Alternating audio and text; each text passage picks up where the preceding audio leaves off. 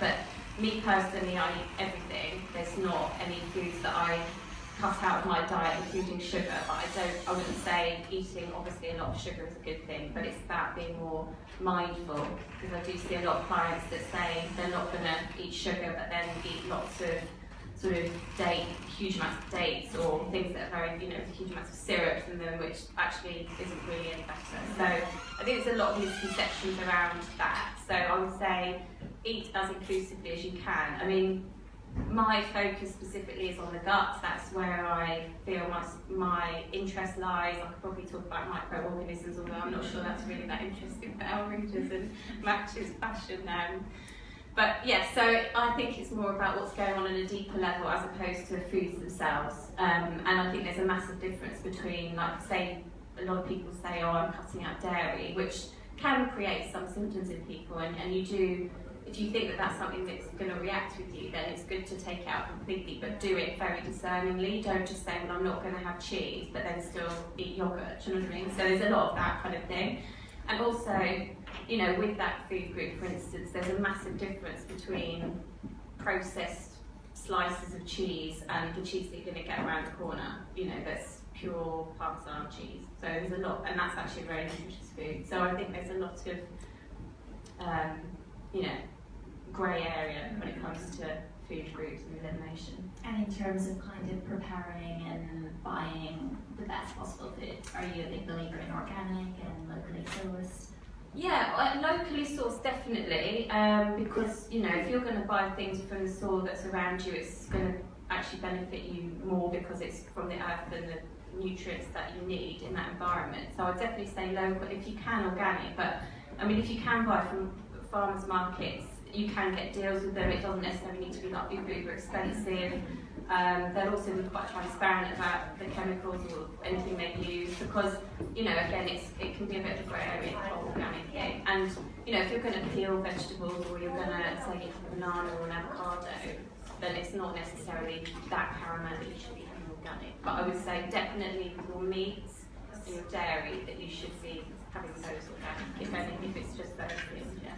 And in terms of your tips for kind of helping people sort of break into a slightly healthier lifestyle, I feel like we all have like lots of excuses that kind of put us off doing it. For me, it's definitely like my social life. I feel like it's very hard to kind of meet friends, go out for drinks, and like at the same time have a quiet kind of healthy lifestyle.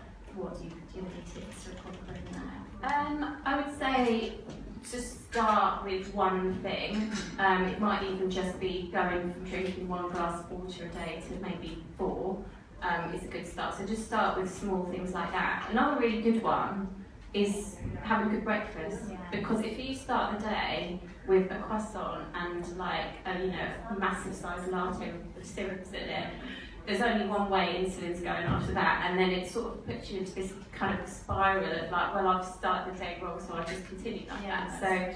So, I'm very much, I did study psychology as my degree, so I do think there's a lot of an emotional connection with food, and sometimes that can drive behaviours.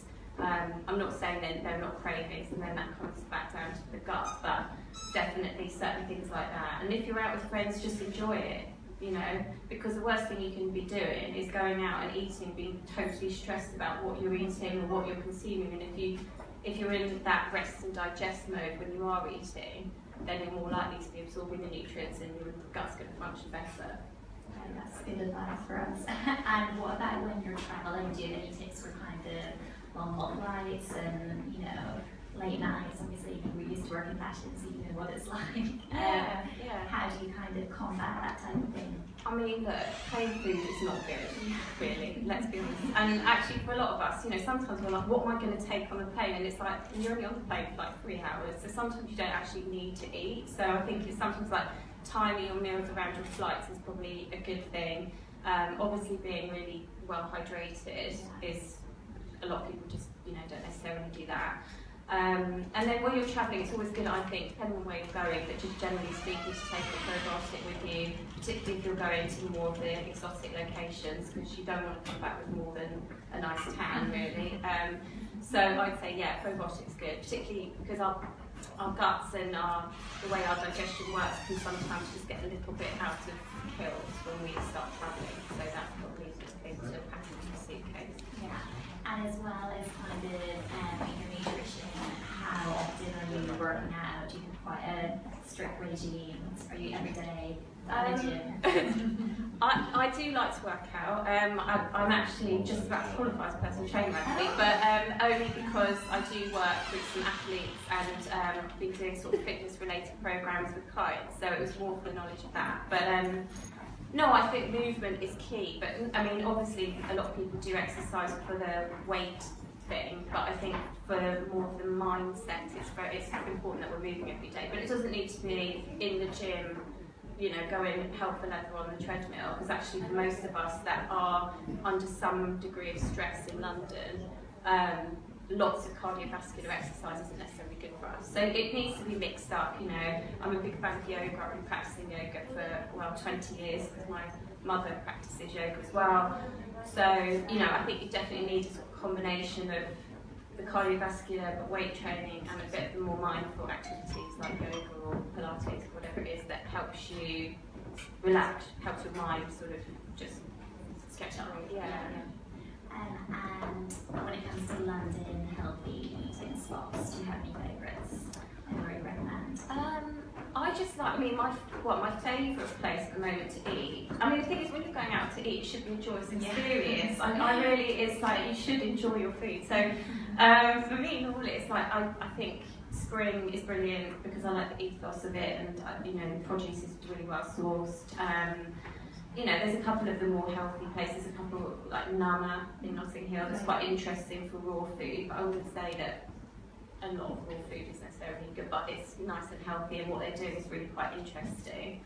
But no, I like places that have just, Dalesford is great. It's just very sort of simple concepts using organic, grass-fed meats, you know, nothing too restrictive. And when you are cooking at home, do you have any kind of foolproof recipes that you know, I think probably most people would agree, we're very time poor, we get home late, we don't have much in the cupboards. Is there anything that you can kind of magic up quickly that's nutritious? But yeah, definitely. I mean, eggs are the best fast food ever, so you know, and you can always have some eggs in the cupboard, but like having loads of spices there, some dried sort of things like quinoa are really great because that takes like 10 minutes. I mean, this is where I say use an hour a week to just do some prep and put it in the fridge, because people say I don't have time, but they do have time because they spend that hour on a Sunday flicking through Instagram or whatever. So it's kind of like actually choose that hour for that, and then you've got it for the week, and when you do come home late at night there's something there that's really quick and easy. But I would say, you know, my clients, none of us want to be laboriously poured, you know, over a stove for hours and hours. So when I do give recipes for my clients, and actually there is some on the website anyway, so people want to go and have a look at them, but they're not anything more than 20 to 30 minutes long, and pretty simple to put together. So yeah, I mean, I don't think you need to be spending hours and hours and hours. Yeah, and obviously, you know, the benefits are obvious from having a much more kind of mindful approach to health and nutrition, but how has your life kind of changed from what it was to what it is today, or all the benefits that you kind of personally experienced? I think it's about being a bit more present actually, because when you're running like that, you're not thinking in the now, and it comes back down to sitting and chewing your food and these sort of activities that just give you pockets of recovery through the day that allow you to be a bit more present.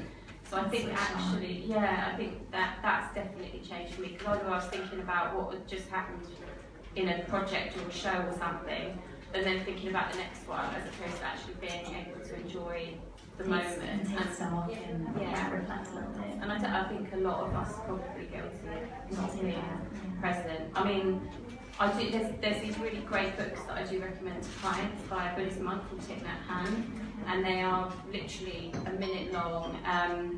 If you just read one before you go to eat your meal, it literally takes a minute, but it's almost like a switch in the brain. So things like that, I think, make such a huge difference, because, you know, I did that, like, I worked that life. You know, if I was to sit in front of my clients who are busy people, very successful, great at what they do, love what they do actually, but it isn't good for them on many levels, it's about helping them to manage that and being realistic about it. And, you know, it'd be all very nice if we were to just sit on the beach and just be able to just, you know, while away our days. But The reality is that living in London is exciting, it is great on many levels, but it is also quite taxing on the body. So it's about putting in those recovery moments.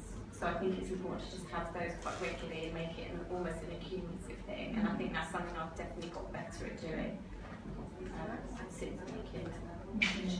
And do you have any particular mantras that you try and stick to? Like 2 litres of water a day, 8 hours sleep a night, any of the kind of cliches do you believe in? I just think keeping it simple actually is probably I mean, nutrition in the essence is not that complicated, probably doing myself out of chocolate. No, it's about eating foods in their most natural state really, and as a wide variety as you can, because often I see people that just eat the same thing every day, so variety is key, but just, yeah, don't overthink it. And I think I definitely tried not to do that. But no, in terms of mantras, not so much. I mean, I think that becomes too rigid.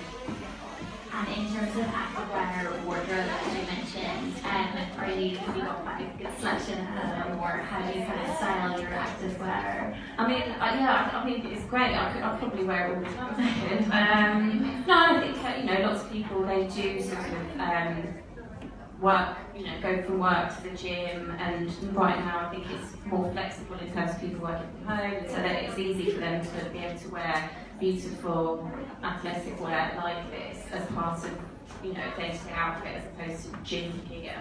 But no, I definitely have, although actually to buy some of the stuff here, I probably need to add some more pieces in, but yeah. Lots of good things. Well, thank you so much for your time. Eve is going to be hanging around and we'll be able to take any of your questions. Fantastic. Thank you again. Thank you.